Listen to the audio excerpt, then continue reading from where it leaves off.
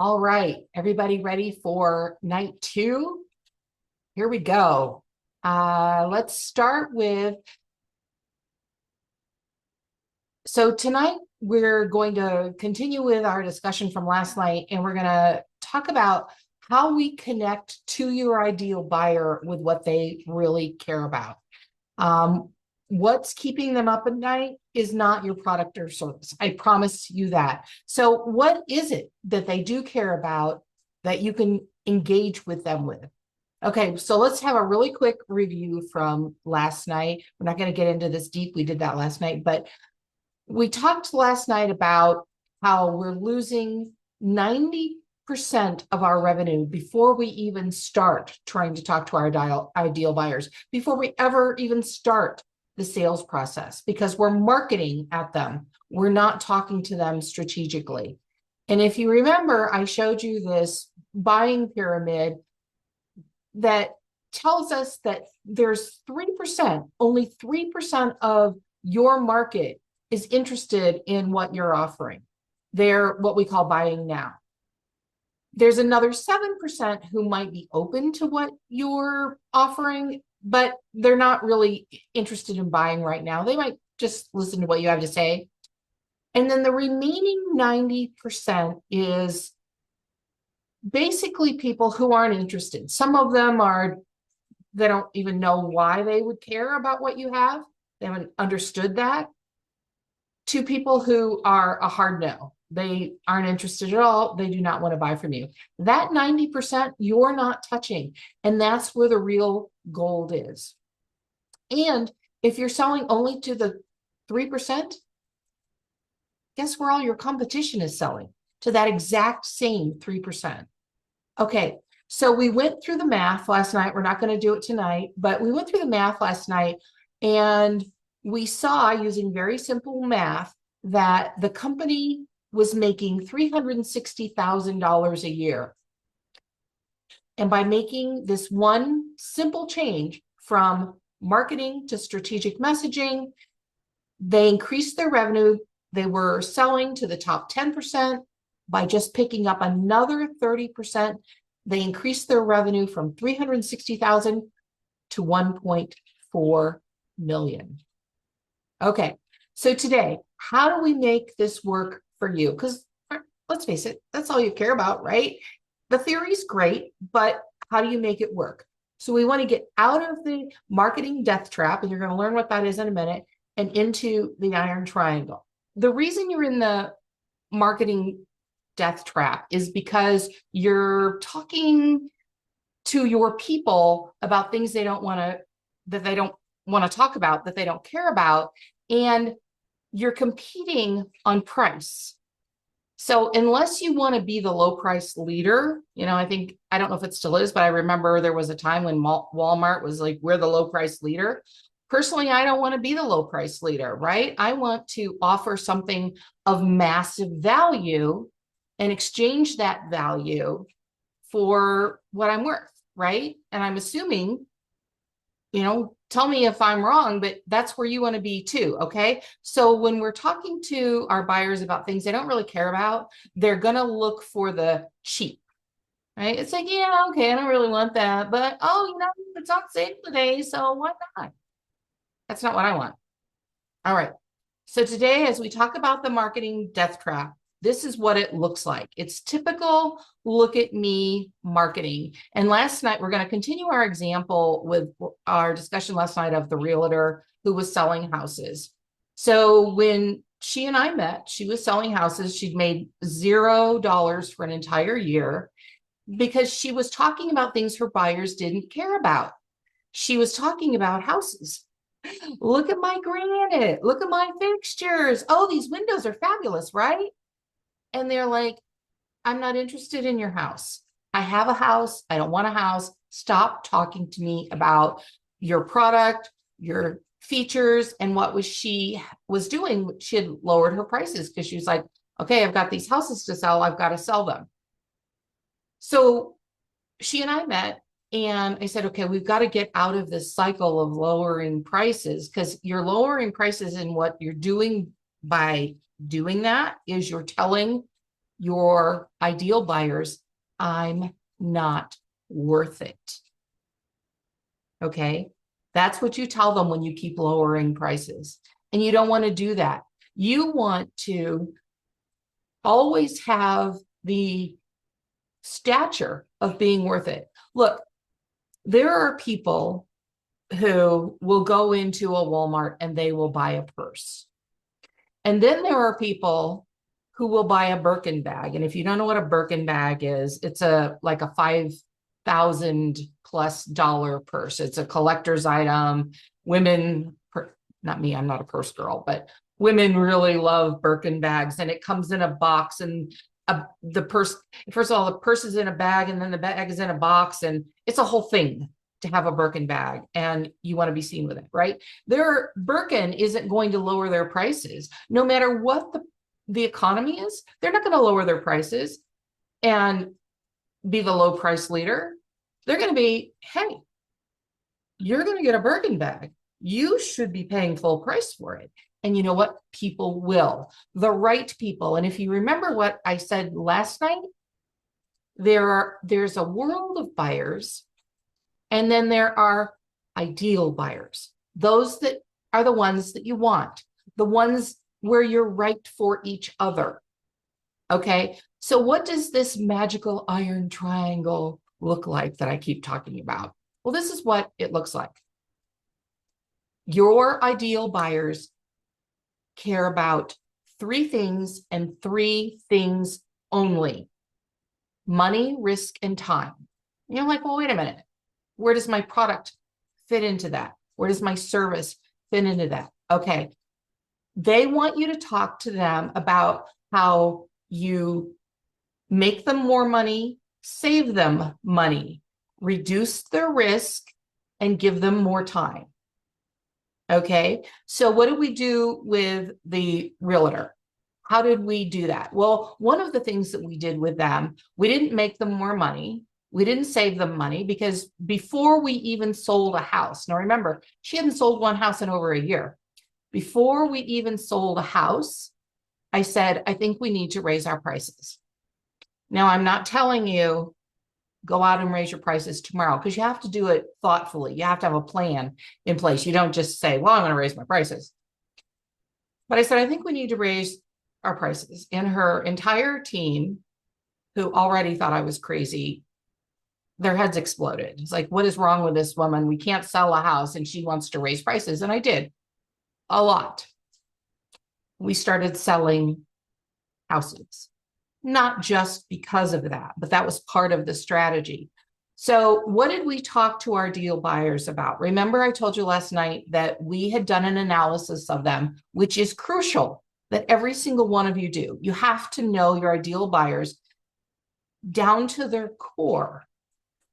And we knew our ideal buyers were at a higher risk of dying prematurely, diabetes, heart disease, that kind of thing. And their teens were at risk of aberrant behaviors like using drugs. And so we started talking to them about that, how to reduce the risk of dying, how to reduce the risk of heart attack, how to reduce the risk of stroke. What are some things that you can do? How to have your teens or your children growing up into healthy, positive lives rather than using drugs and getting in trouble and that kind of thing. Now, how did we make a connection between buy our house and don't die early? Well, because we did some research. We knew our ideal buyers actually, in a lot of ways, more than they really knew themselves. And we knew that there were natural things that they could do that didn't involve heart attacks and surgeries and all of that, to reduce their stress, to reduce their risk of getting heart disease, for example. Remember last night I told you that there are natural remedies like being near the sea that naturally reduce your stress and your risk of heart attack, according to Harvard Medical School, better than the best drugs on the market. And so we started talking to them about that. Well, how do we start talking to them about it? Well, for one thing, the original website was beautiful. It was an award-winning website. They had pretend curtains that would blow in the breeze. It was beautiful. We took that down and we put up videos. Actually, I did the videos. They were terrible because I'm not great on camera. But anyway, I did the videos. But we were talking about what they could do to reduce the risk of getting heart disease or premature death or whatever. And we had a series of them that they could click through. Our brochures talked about what are the top things that you can do to prevent your kid from taking drugs. Here are some suggestions. And what happened when we did that is instead of going like this, when we started talking to them, our ideal buyers started leaning in and saying, tell me more. They wanted to know more. So that is, as I'm talking tonight, and we're going to, do what we did last night. We're going to learn a little bit, and then we're going to work on your individual businesses for the last half hour. Okay. So, but as I'm talking, I really want you to be thinking about, okay, so what can I do in my business that's similar to this? All right. That's why I'm giving you all of these examples. Okay. So we talked a little bit last night about the deal I did with Richard Branson, and I had 5 competitors. And one of the things, there were a couple of things in my favor. One was they were all professionals at doing what we were supposed to be doing. I had never done anything like that before. I literally had no idea what I was doing. I made it up pretty much 100% of the time. So they were in the marketing death trap. They're like, okay, well, here, we're going to pull this off the shelf and give it to him. And, oh, we're going to pull this off the shelf and give it to him. And they didn't really know him. They hadn't really thought about what he needed. So if you remember, I said, I did an analysis. I do this with every company I work with. It's just in my blood. I did an analysis of who he was. Very edgy and fun. So I pretended to be edgy and fun, even though that's not really me. And he also had all of these hurdles he had to jump to become a US-based airline as a non-US citizen. In addition to all of the regular hurdles, which starting a new airline, it's incredibly difficult. So the other people that I was competing against, they hadn't really thought about that. They thought, well, we just need to find him a nice building. Boston said we're going to send him a crate of live lobsters with little luggage tags. Isn't that cute?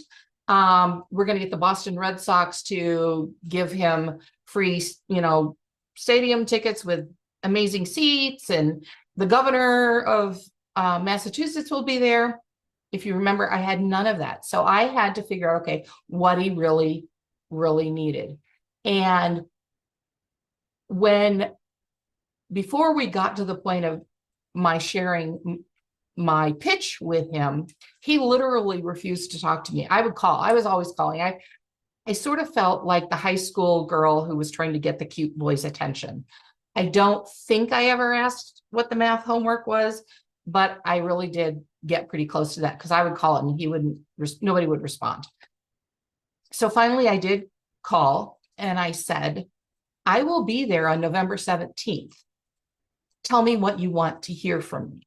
And he, like, what? We'll call you back.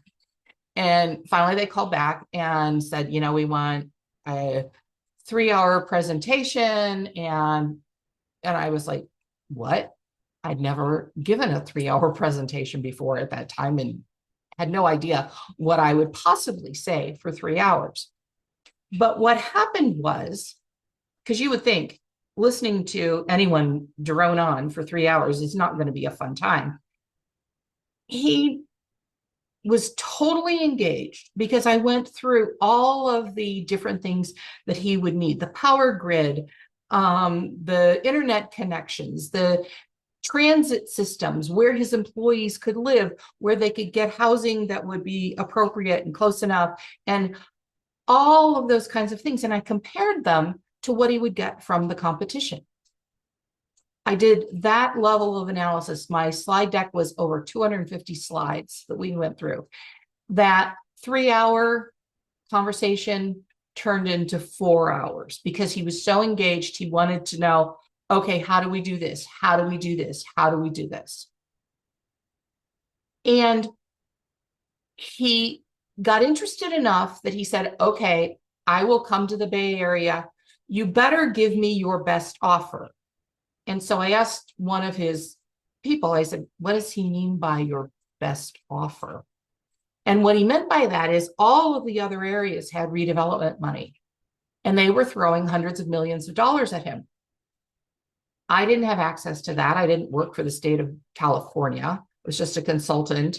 We didn't have a governor at the time. He'd been recalled. I had no way to get a penny, let alone hundreds of millions of dollars. And so I decided he's going to be here for a couple of days. I had like 7 days to put all of this together. I had no money. I had no nothing. But I ultimately threw together a party with the top 50 and 100 Fortune, the top 50 Fortune 100 and 500 CEOs. And what we did is we started putting deals together where they could work together and make money together. So what he was going to get from the others was a couple $100 million, and poof, it was gone. What he ultimately was going to get from us is deals and relationship that would last potentially for a lifetime.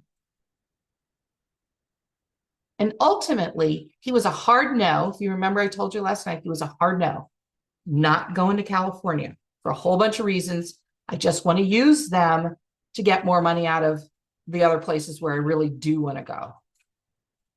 Ultimately, he said, okay, I'm coming to California.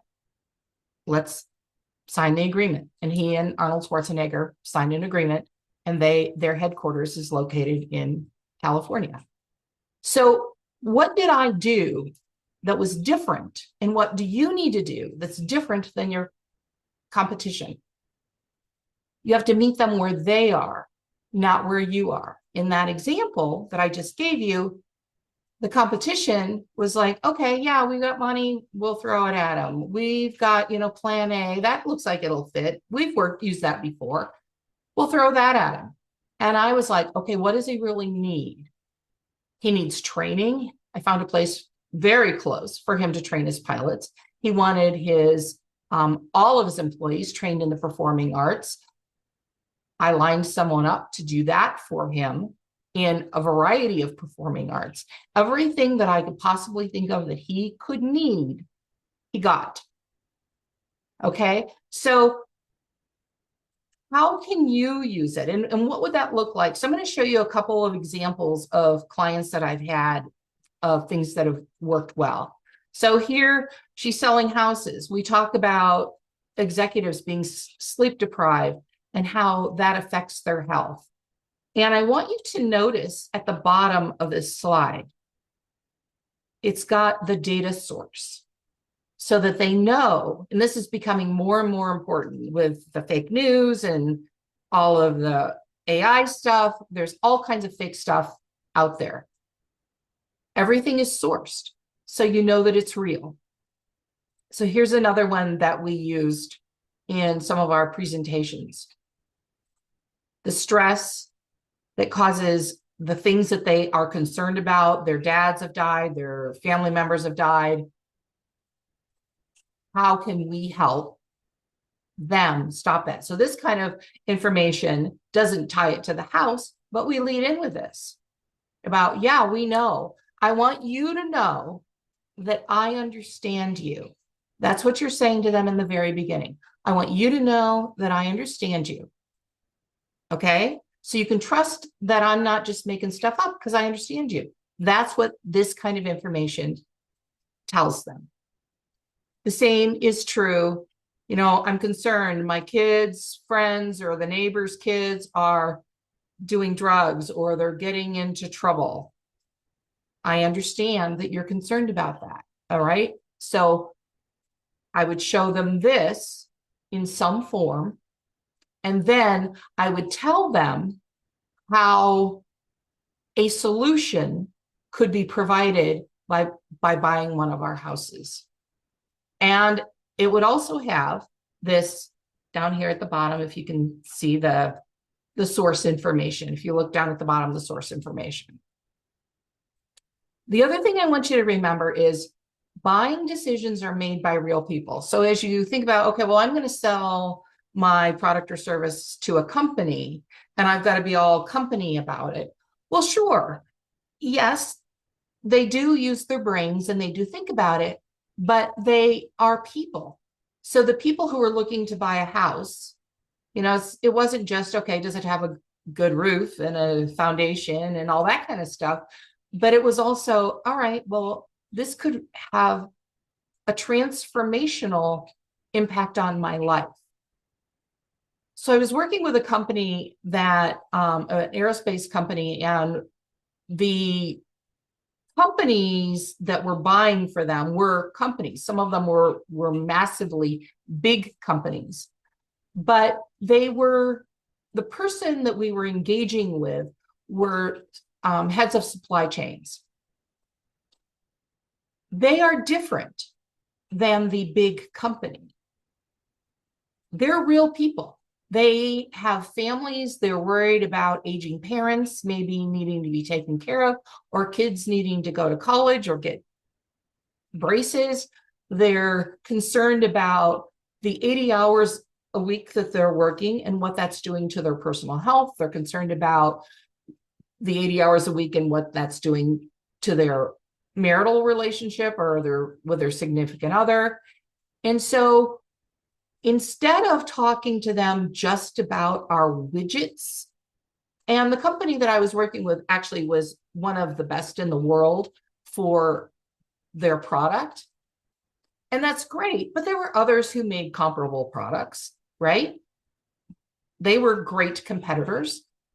So what we did was we looked at, okay, we did the analysis. Remember, we always do an analysis of our ideal buyers. Well, we were selling to the big company, but our ideal buyers were the supply chain managers. What did they care about? What were they concerned about? Being a supply chain manager is a massively difficult job because you're dealing with the companies that you're supplying, you're dealing with your own company, you're dealing with your boss who wants to look good, you're dealing with your employees, you're in the middle of all of these things. It's massively difficult and massively stressful. So how could we solve their problems? And I want you to hear this phrase. How do we reach through them to sell the product that we want to sell to the buyer? And by reaching through them, what I mean is solve their problems. We made working with us massively easy. We didn't make their whole job massively easy. We didn't have that much control over it, but working with us was massively easy. We made sure we were always on time. We didn't have excuses. If there was something that we could do so that they didn't have to, and that would free up their time, remember, money, risk, and time, then we knew we were in with them, because then they maybe didn't work 80 hours a week. They could go home and spend time with their family. Okay? Are you starting to get this? Okay. So to get out of the marketing death trap, you want to stop the look at me marketing. And what I mean by look at me marketing is, my family has been in business for 50 years. We treat all of our customers like family and all of that kind of stuff. Or, you know, our widgets are purple. Nobody cares. Nobody cares about that. All right. Get to know your ideal buyer and strategically speak to them about what they care about, what their real problems are. Remember, Richard Branson I was told in the very beginning, this is a real estate deal. Find him a place to put his headquarters. It wasn't a real estate deal. That was just a little tiny fraction of it because buildings are all over the place. That wasn't a problem at all. So when you get to their real problem, which isn't what you initially think that it is, and you talk to them about that, then what they say is, hey, that person is not trying to get their hand in my wallet. They're trying to actually help me. Who do you want to buy from? You personally, I'm asking each one of you. Do you want to buy from someone who's like, okay, well, here, I'll sell you this. This one over here, it's pretty comparable, but it's a little bit cheaper. Do you want to buy from that person? Or do you want to buy from someone who's like, okay, how can I really help you make your business and life better? I certainly want to buy from the second one. So here's one more example, and this is a really good one. It's a commercial stainless steel company. They would build like kitchens for Starbucks or other restaurants or something. And they originally were going in and saying, hey, let me tell you about our stainless steel. And they were really precise. I mean, one of the problems with stainless steel is a lot of companies don't cut them very precisely, and the edges don't match, and that's a great way to be injured. And that's also where salmonella and other bacteria can get in. And so these guys were the best in the business. They were really, really great.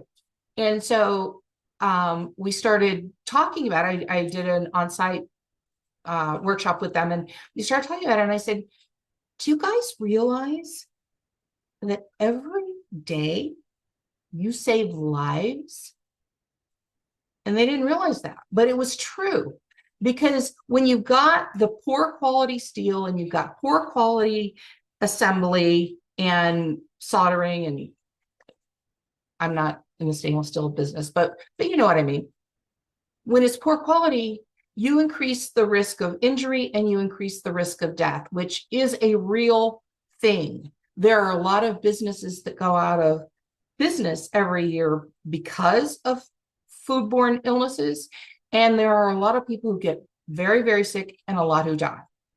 It can be, obviously, people die. That's a big thing. It can also be, massive lawsuits and things like that. So it's a really big thing. We turned around the entire dynamic of the business, because then they started going to work saying, I save lives every day. I can say to my kid, Daddy, what do you do? I save lives. Every day I save lives. And that was the absolute truth. And they put that into their messaging. They started talking about, sure, you can hire the other guys who are quite a bit cheaper than we are. Are you okay with being shut down? Are you okay with people dying because they get some kind of illness that's gotten trapped in those little tiny cracks that almost no one can see? That changed the entire dynamic of their business.